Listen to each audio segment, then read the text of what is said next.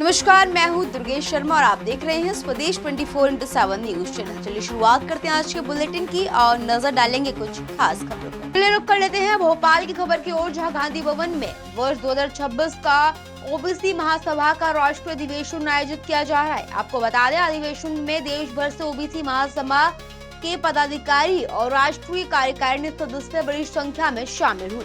कार्यक्रम के दौरान सामाजिक, जातीय और राजनीतिक संगठन से जुड़े विभिन्न मुद्दों पर व्यापक चर्चा की गई और कई महत्वपूर्ण प्रस्तावों पर विचार विमर्श भी किया गया। ओबीसी महासभा मध्य प्रदेश युवा मोर्चा अध्यक्ष हेमराज सिंह ने बताया कि राष्ट्रीय कार्यकारिणी बैठक का मुख्य उद्देश्य देश भर में ओबीसी समाज की संगठनात्मक मजबूती को सुनिश्चित करना है और राजनीतिक भागीदारी को लेकर ठोस रणनीति तैयार करना है। उन्होंने कहा कि समाज को संगठित कर उसे सशक्त राजनीतिक दिशा की देने की आवश्यकता है। बैठक के दौरान तेलंगाना के प्रदेश अध्यक्ष ने कहा कि अब तक देश में सक्रिय राजनीतिक दलों द्वारा ओबीसी समाज के लिए अलग और प्रभावी राजनीतिक मंच तैयार नहीं किया गया है। उन्होंने दावा किया है कि ओबीसी महासभा समाज को एक मजबूत राजनीतिक प्लेटफॉर्म प्रदान करने की दिशा में कार्य कर रही है। अधिवेशन में विभिन्न राज्यों से आए प्रतिनिधियों ने सामाजिक न्याय, राजनीतिक प्रतिनिधित्व, शिक्षा, रोजगार और संगठन विस्तार जैसे महत्वपूर्ण विषयों पर अपने विचार व्यक्त किए। कार्यक्रम के अंत में संगठन को राष्ट्रीय स्तर पर और अधिक सुदृढ़ बनाने का संकल्प भी लिया गया। इस खास खबर के लिए भोपाल से संवाददाता एमजी सरवर की खास रिपोर्ट। ओबीसी को लेकर जो मुद्दों पर चर्चा होनी है, हमारे साथ है हेमराज घोष जो मतलब युवा मोर्चा ओबीसी महासभा के अध्यक्ष है।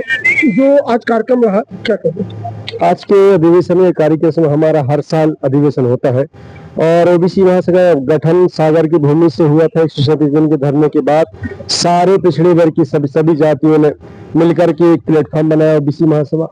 ओबीसी महासभा की कुछ बेसिक मांगे हैं, जैसे जातिगत जनगणना, संख्या का प्रतिनिधित्व और युवाओं के लिए छात्रों को अच्छे शिक्षण संस्थान या उनके लिए हॉस्टल की व्यवस्था या तमाम प्रकार की जो मांगे हैं, स्वास्थ्य, शिक्षा और किसानों के संबंध में हम आवाज उठाते हैं। ये ओबीसी महासभा के प्रमुख। युवाओं का दायित्व इसलिए भी बढ़ा है क्योंकि युवा जो ओबीसी का है वह शिक्षित है, तो उसको आगे भी समाज के बारे में सोचना होगा। बेसिक आरटीआई के माध्यम से तो हमने सारी केंद्र और राज्य के डेटा निकाले ना कि किसकी कितनी संख्या और किसको कितना सरकार प्रतिनिधित्व दे रही, चाहे वो स्टेट बॉडी हो चाहे वो केंद्र की बॉडी हो। इसी बीच इसमें तेलंगाना से प्रधान प्रदेश अध्यक्ष रवि कुमार बघेल जी जो नेशनल कन्वेंशन 2026 है, आप चूंकि साउथ से आए हैं, तेलंगाना से आए, क्या स्थिति है? ओबीसी सर, ऑल इंडिया का समाज ओबीसी सरकार एक जैसा ही व्यवहार कर रही है। तेलंगाना में 27% जो रेवंत रेड्डी ने आरक्षण दिया था, मगर क्या करा, वो राज्यपाल साहब ने रोक दिया।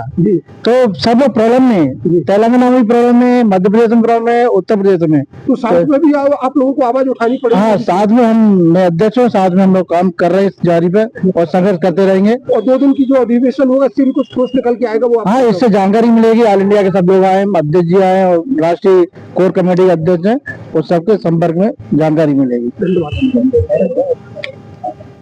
चाहे केंद्र सरकार हो या प्रदेश सरकार, उन्हें कहना है कि ओबीसी के लिए ओबीसी सरकार है, उसके बाद भी ओबीसी केंद्र के अधिकार के लिए संघर्ष कर रहा है।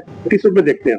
ओबीसी की सरकार, अगर ओबीसी की सरकार होती तो यूजीसी का जो रिजर्वेशन यूनिवर्सिटी ग्रांट कमीशन जमीन पर आया, इसको 4 दिन में एक छोटे से वर्ग में 2 से 2% के लोगों ने जो सवर्ण समाज से आते हैं, सारे सवर्ण उसमें शामिल है, उनने विरोध किया। 4 दिन में उन्होंने सुप्रीम कोर्ट में उसकी रोक लगवा दी। जो यूनिवर्सिटी ग्रांट कमीशन में काशी कुर्मी, घोषी लोधी यादव ने नाम सारे वर्गों के जो जातिगत उनका अपमान होता है उसको रोकने के लिए लाए, उसका विरोध कर दिया।